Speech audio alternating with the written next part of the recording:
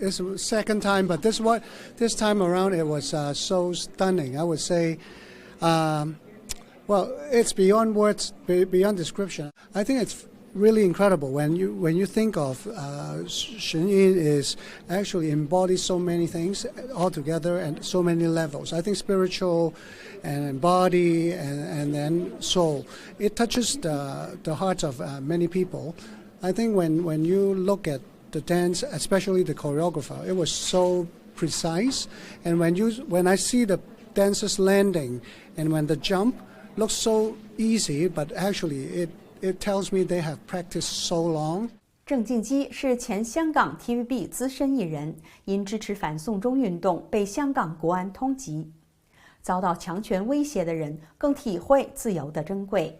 It reminds me if you put your heart into this神韻dance, I think it reveals that when human can be when they have freedom, they can be so much potential released. But I think there was one part of the story that revealed that there are actually evil in this world, which is the CCP regime that prohibits so many people cannot be free to do anything. So I think this story has multiple levels that remind us that we can be so much free if we can respect the humanity and we can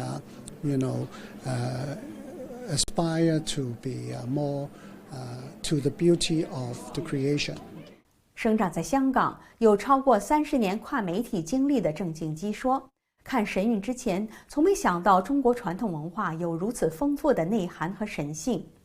他想通过神韵这扇窗，深入了解共产之前的中国。” Not before I watched 神韻, I think many people, I think this dance is different. 神韻 is different, that it gives you not just to appreciation of art form, it actually gives you some sort of reflection, some sort of question, almost like, are they just performers? No, they actually brought you to a higher level to think of life.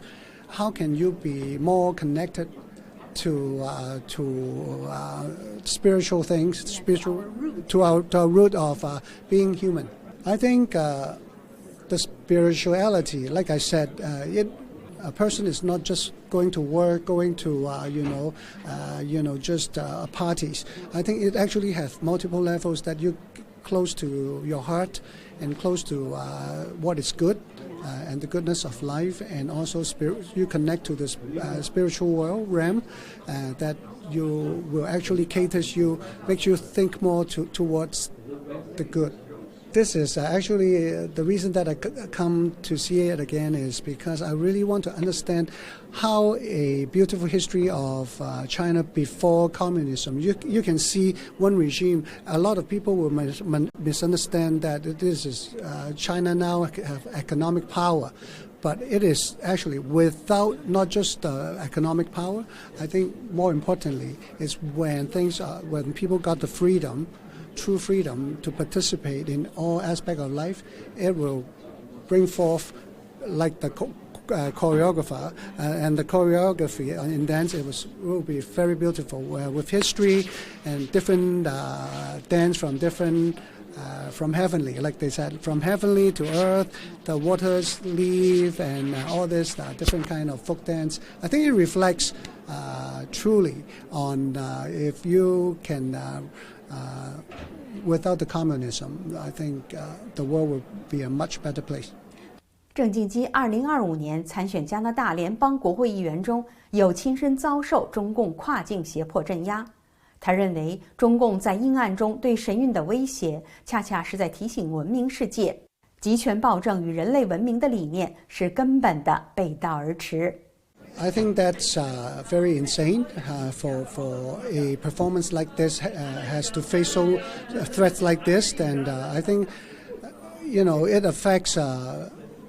This should be calling attention to multiple levels of governments. They should gather together, have efforts to, especially to help this organization to be able to perform with ease I think the bomb threat is just giving people more courage and more unity with different kinds of people coming together to support神韻.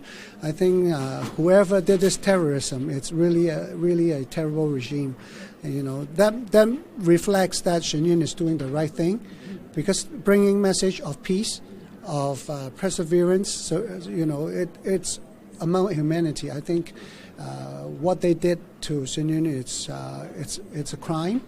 I think should be investigated thoroughly. But I think people that comes to support the show, I think they should bring more people. I think the more people would come, and those people who try to make threats, they would diminish. So when they see people coming together, people, I think they are the ones who commit the crime, should be prosecuted and should be made known to the world. 新唐人记者朱丹，加拿大多伦多采访报道。